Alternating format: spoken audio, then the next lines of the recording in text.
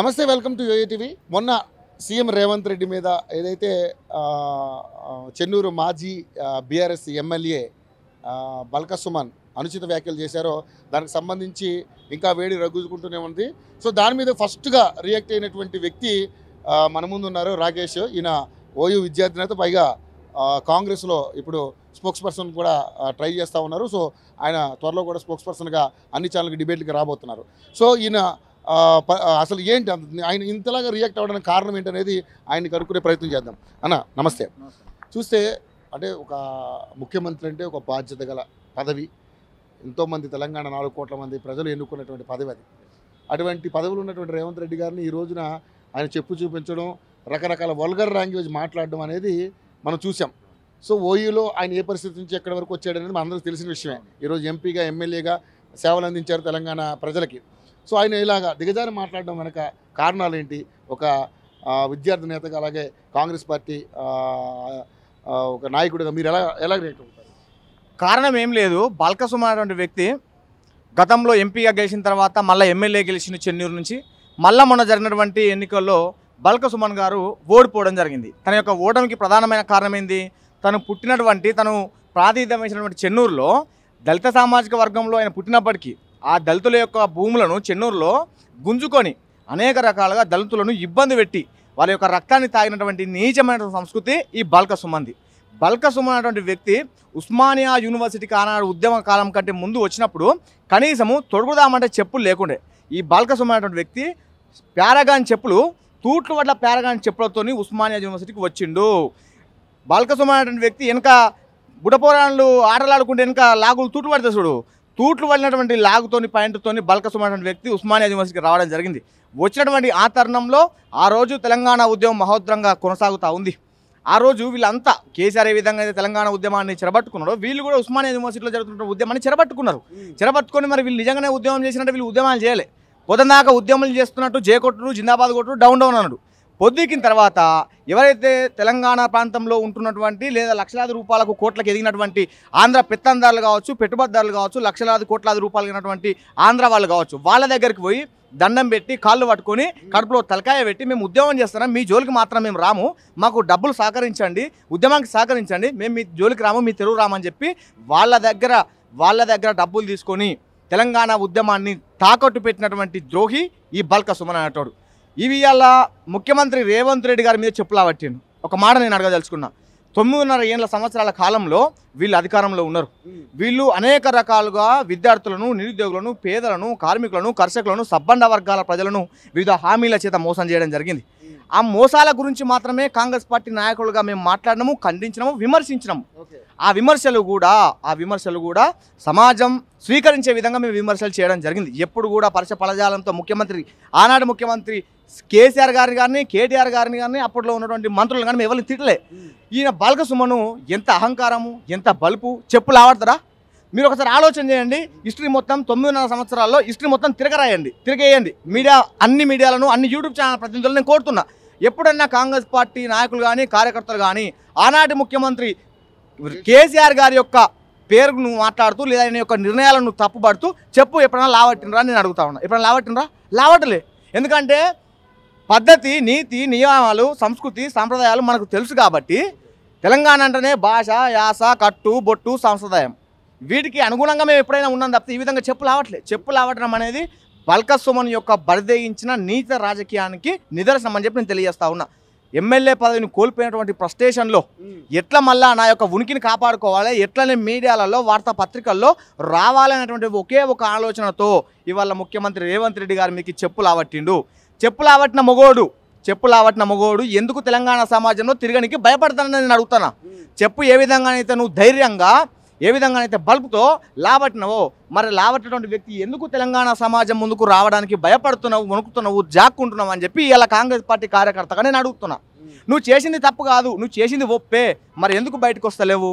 అంత భయపడటం నీ పిరికి పందా నువ్వు ఎందుకు చెప్పులు ఆవట్టినవో ఇంకా కూడా తెలంగాణ సమాజానికి నువ్వు చెప్పులు ఆవటడానికి మరి ఏ విధమైనటువంటి పరిణామాలు దారి తీసినావో నువ్వు చెప్పు. మేము వచ్చి 2 నెలలు అవుతుంది. 2 నెలల కాలంలో ఏమన్యాయం చేసినాం? దోసుక తిన్నాం, గుంజుక తిన్నాం, అన్యాయం చేసినాం, ప్రాజెక్టుల పేరు మేమేమంతా లంచాలు తీసుకున్నాం, సిగ్గని అనిపించాలి.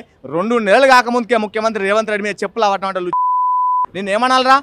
నాకు ఆ రోజు ఎంత ఆవేశం వచ్చిందంటే, నాది జనగామ కాన్స్టిట్యున్సీ, నా కాన్స్టిట్యున్సీలో కనుక లేదా ఉమ్మడి వరంగల్లో కనుక నువ్వు ఉన్నట్టుంటే, ఆ చెన్నూరే ఉమ్మడి వరంగల్ ఉంటే మాత్రం కొడుక నేను మాత్రం నిజంగా చెప్తాన్నా ఎంతకంటే తెగించేవాడినిగా. నా ఈ జీవితం ఉంటే పోత పోయింది అనుకుని అంత ఘోరంగా తెగించి ఆ రోజు ఏదైనా ఒకటి జరిగేది. కానీ నువ్వు వచ్చి అటు ఉమ్మడి ఆదాబాద్లో నువ్వు వచ్చి ఉమ్మడి వరంగల్ కాబట్టి బతికిపోయినావు.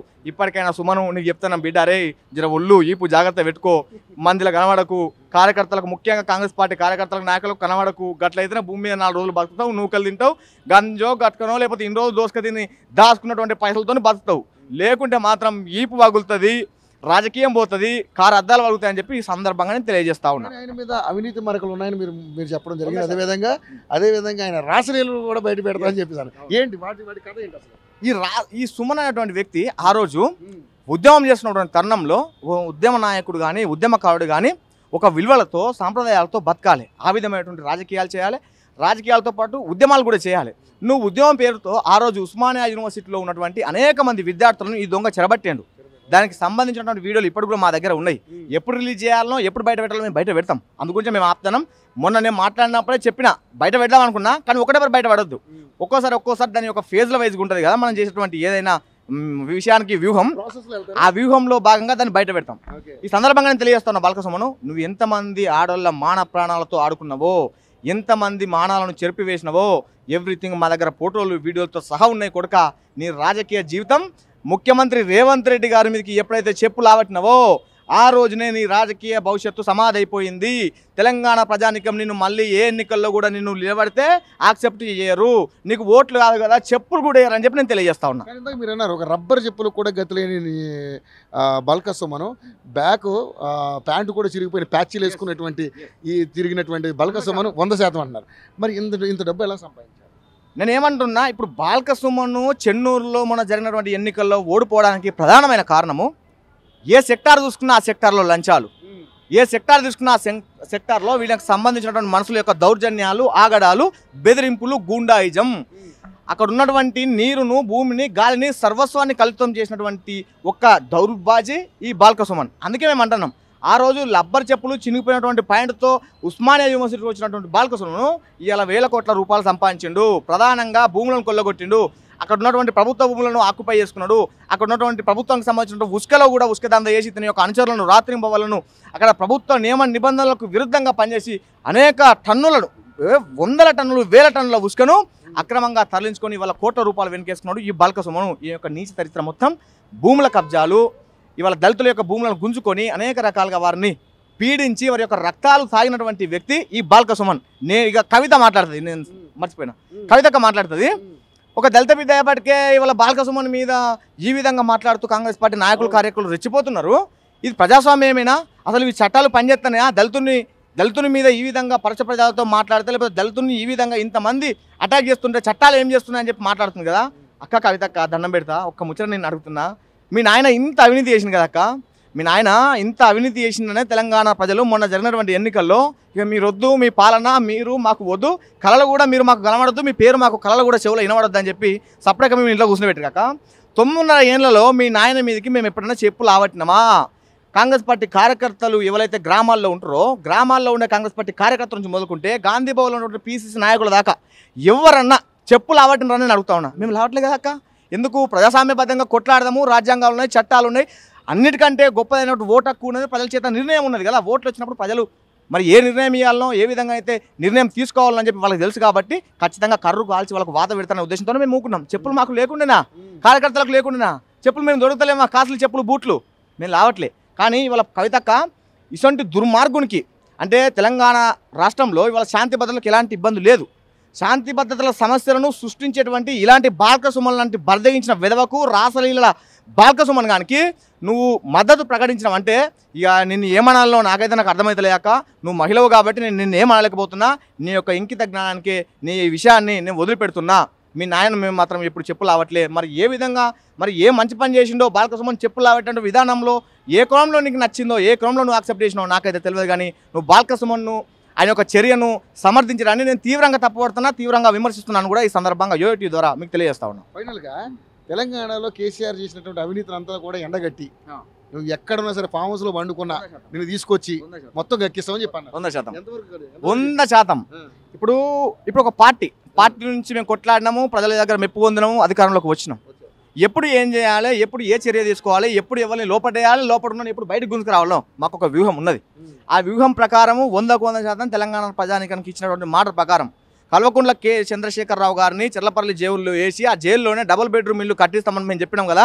100% మా కుటుంబానికి చెర్లపల్లి జైల్లో లగ్జరీగా డబుల్ బెడ్రూమ్ ఇల్లు కట్టించి అందులో ఉంచేటువంటి కార్యక్రమం 100% కాంగ్రెస్ పార్టీ ప్రభుత్వం ఇంప్లిమెంట్ చేస్తుంది. కాబట్టి ప్రజలారా కొద్దిగా సంయమనం పాటించండి. ఎందు గురించి ఆగుతున్నామంటే కొన్ని అంశాలు ఉంటాయి. పార్లమెంట్ ఎలక్షన్లు ఉన్నాయి, ప్రజల యొక్క సానుభూతిని మీరు కనుక్కున్న వాళ్ళు అవుతారు. మళ్ళీ ఎంపీ ఎలక్షన్లో కొద్దిగా మీకు ఓట్లు పడితే మళ్ళీ మాకేదో గవర్నమెంట్ మీద వ్యతిరేకత వచ్చిందని ఇవన్నీ అంశాలు ఉంటాయి. కాబట్టి కొద్దిగా మేము ఆగుతున్నాము. తెలంగాణ ప్రజానికానికి కానీ లేదా ప్రతిపక్షంలో ఉన్నటువంటి బీఆర్ఎస్ పార్టీ తప్ప ఇతర ప్రతిపక్ష పార్టీల నాయకులకు కూడా, ఆ పార్టీల ప్రధాన నాయకులకు కూడా నేను తెలియజేస్తా ఉన్నాం. 100% ఎలాంటి డౌట్ లేకుండా కె చంద్రశేఖరరావు అనేటువంటి వ్యక్తి యొక్క కుటుంబం చెర్లపల్లి జైల్లో ఊసులు లెక్క పెడతారనే మాట మరొకసారి నేను తెలియజేస్తా ఉన్నా. సో మొత్తానికైతే మరి పార్లమెంట్ ఎలక్షన్స్ సమీపిస్తూ ఉన్నాయి. సో ఏంటి మీరేమో మొత్తం 17లో 12, 13 మేమే సాధిస్తామని చెప్పి అంటున్నారు. ఉందా అంత కాంగ్రెస్ అవకాశం? 100% మీరు చూడండి, మొన్న జరిగినటువంటి అసెంబ్లీ ఎన్నికల్లో ఒక్కో అసెంబ్లీ పార్లమెంటు పరిధిలో ఒక్కో చోట 7కి 7 గెలుచుకోవడం జరిగింది. అసెంబ్లీ పరిధిలో ఉన్నటువంటి 7కి 7 అసెంబ్లీ గెలుచుకున్నాం. ఒక్కో చోట 5, ఒక్కో చోట 6, ఒక్కో చోట 4 ఇట్లా గెలుచుకుంటూ రావడం జరిగింది. ఎప్పుడైతే తెలంగాణ రాష్ట్రంలో కాంగ్రెస్ పార్టీ అధికారంలోకి వచ్చిందో తెలంగాణ ప్రజల యొక్క అంటే ఎక్కడెక్కడైతే కాంగ్రెస్ పార్టీ అభ్యర్థులు ఓడిపోయినారో అక్కడ కూడా ప్రజలు అంతర్మదనంలో పడరు. అయ్యో మేము కూడా తప్పు చేసినామా, అంతర్గత కాంగ్రెస్ పార్టీ అభ్యర్థులు గెలిచిండ్రు, ఇలా తెలంగాణ రాష్ట్రంలో కాంగ్రెస్ పార్టీ అధికారంలోకి వచ్చింది కదా.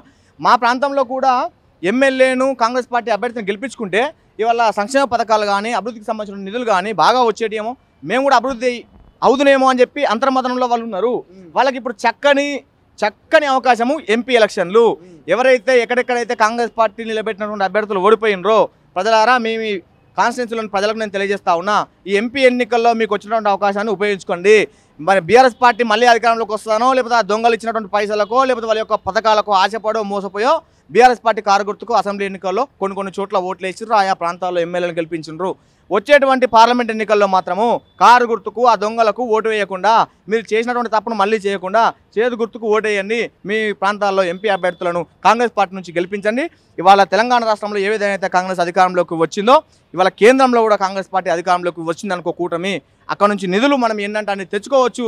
ఆ నిధుల ద్వారా మనము గ్రామాల్లో కావాల్సినటువంటి నీటి సదుపాయాలు కావచ్చు, డ్రైనేజ్ సదుపాయాలు కావచ్చు, వాటర్ ట్యాంకులు కావచ్చు, విద్య కావచ్చు, వైద్యం కావచ్చు, ఏదంటే అది గ్రామాల్లో అభివృద్ధి చేసుకుందాం. ఇవాళ సుభిక్షమైనటువంటి ఆ రోజు కేసీఆర్ గారు ముఖ్యమంత్రిగా ఉన్నప్పుడు చెప్పినటువంటి మాట ఏదైతే బంగారు తెలంగాణ అన్నాడో ఆ బంగారు తెలంగాణను మన కాంగ్రెస్ పార్టీ సారథ్యంలో మనం సాకారం చేసుకుందాం. తెలంగాణలో బంగారు తెలంగాణ అంటే ఏందో కాంగ్రెస్ పార్టీ ప్రభుత్వం తయారు చేసి చూపిస్తుందనే మాట మీ అందరికీ తెలియజేస్తా ఉంది.